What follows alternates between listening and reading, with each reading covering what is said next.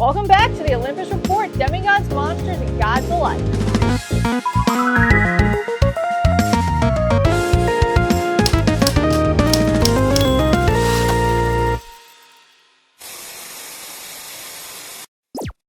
A villain or a hero? Or both? Here's a character breakdown of Luke Castellan.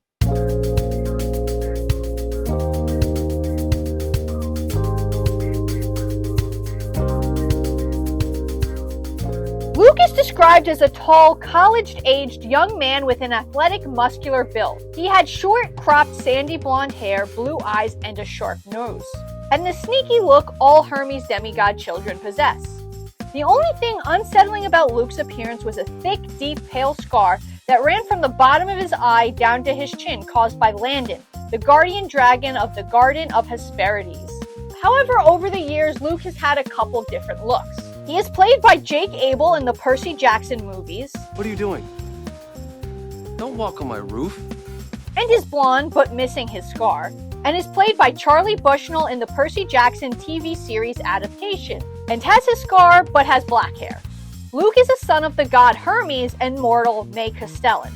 May was a gifted mortal, being able to see through the mist. May loved Luke more than anything. However, when Luke was a baby, May tried to become the next Oracle of Delphi, despite Hermes' hesitation. What no one knew was Hades had placed a curse on the Oracle, so when May tried to take the spirit into her body, it caused her to go crazy. Hermes couldn't intervene with Luke's fate and had to leave a young Luke alone with his mentally unstable mother. This caused a great resentment in Luke. When he was 9 years old, Luke ran away from his home because of his mother's unstable mental problems. He traveled for years, lonely and miserable. When he was about 14, Luke found a daughter of Zeus named Thalia Grace. Thalia was able to understand Luke.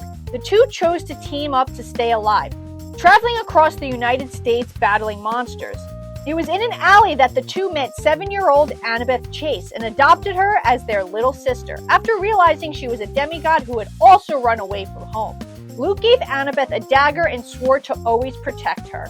Luke would eventually need to return home for supplies, and it was here that Luke met his father for the first time. Luke was angry and resentful and demanded to know why Hermes had never shown up when Luke had desperately prayed while he hid from his mother when she had her fits, or when they were running away from monsters. During this conversation, Hermes inadvertently revealed that he knew Luke's fate. Luke eagerly asked about it, but Hermes refused to tell him as he had already said too much. Luke then told his father that he couldn't possibly love him if he wouldn't tell him, and angrily left with Thalia and Annabeth. According to Thalia, from that point on, Luke was never the same, acting as if he had something to prove all the time. Upon finally reaching the Camp Half-Blood border, Thalia chose to sacrifice herself so that Luke, Grover, and Annabeth could get into camp without being killed by the monsters. Luke was forced to lead a crying Annabeth up Camp Half-Blood Hill. This incident would do nothing to curb Luke's hatred of the gods. When Luke was about 17, Luke was offered a quest by his father Hermes to seek out a golden apple at the Garden of the Hesperides. Luke was honored by this offer, but eventually began to question it as this quest had already been done by Hercules, and he didn't want to do a quest that someone had already done. He went on the quest, however, but ultimately failed it, receiving the scar on his face. This incident pushed Luke past the point of hatred and truly started despising the gods and everything they stood for. Luke was later contacted in his sleep by Kronos, and Kronos convinced him to join the Titans' cause out of a desire for revenge. Luke accepted the sword Backbiter from Kronos after pledging himself to him, taking the blade as proof of his oath, ultimately betraying Camp Half-Blood and the Olympians. Along the way, Luke would do truly horrible things, such as try and kill Percy, kidnap Annabeth, and poison Thalia's tree. Luke would eventually realize that Kronos is using him, and a last-ditch effort went to Annabeth and begged her to run away with him, but Annabeth refused, and soon after, Luke's body was taken over by Kronos. But Luke is still fighting inside, and at the very end manages to seize control and sacrifice himself, killing Kronos and dying a hero. Luke is an extremely talented swordsman, and like all demigods, has certain abilities to help him in battle. ADHD. Like all demigods, Luke possesses inborn supernatural battle reflexes and senses. Dyslexia. His brain is hardwired for ancient Greek. Fighting skills. Even before coming to Camp Half-Blood, Luke was able to survive on his own for years. Swordsmanship. Luke was a highly capable swordsman known for his speed, far surpassing even children of Ares and Athena in skills. Willpower. Luke had near indomitable willpower. He was able to hold up the sky long enough to trick Annabeth, and managed to fight Thalia head-on despite her shield Aegis. Superhuman strength. As a demigod, Luke was stronger than your average mortal. Superhuman durability. Luke was stronger than the average mortal. In the Titan's Curse, Luke survived a fall of over 50 feet onto a pile of jagged rocks. And being a son of Hermes, Luke also has demigod-specific abilities as well, including superhuman speed. As a son of Hermes, Luke has high athletic ability and swiftness. Acting skills and manipulation. As a son of Hermes, Luke was very persuasive and skilled at trickery. Enhanced theft ability. Luke was naturally stealthy and could supernaturally steal things without people noticing, even the Olympian gods, as seen when he stole the Master Bowl. Clodic kinesis. Luke can magically sense the internal structures and mechanisms of any lock he touches. Lock intuition. He could identify curses and traps placed on locks.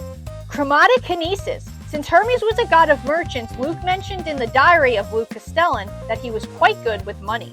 Curse of Achilles. After bathing in the river Styx, Luke was given supernaturally superior speed, strength, and invulnerability, except for his vital part in his left armpit.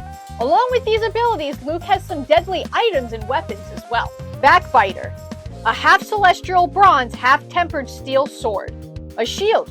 Luke can summon a shield in combat along with his sword. Winged shoes that he would eventually give to Percy after cursing them to drag the user into Tartarus. A ball of magic yarn to travel through the labyrinth. Halcyon's diary.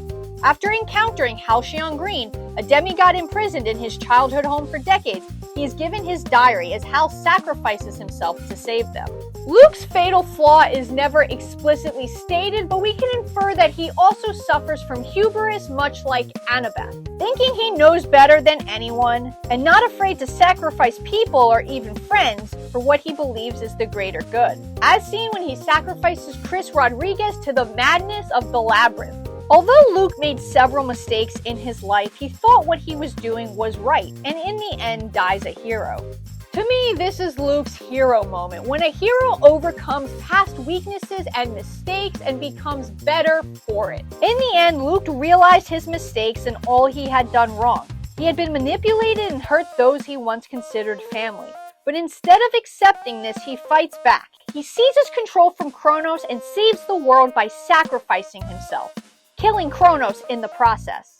In this moment, Luke finally keeps his promise to Annabeth to always protect her and redeems himself, dying a hero's death. Luke knew he would die, but he didn't care if it made up for all he had done. Yes, Luke did some truly horrible things, but in his mind they were the right choice. And when he realized he had been misled, he didn't hesitate to make the ultimate sacrifice. Did I miss anything important about Luke Castellan? Let me know in the comments below. But until next time, demigods, that's all I have for you, so I'll be signing off. And please always remember to stay safe.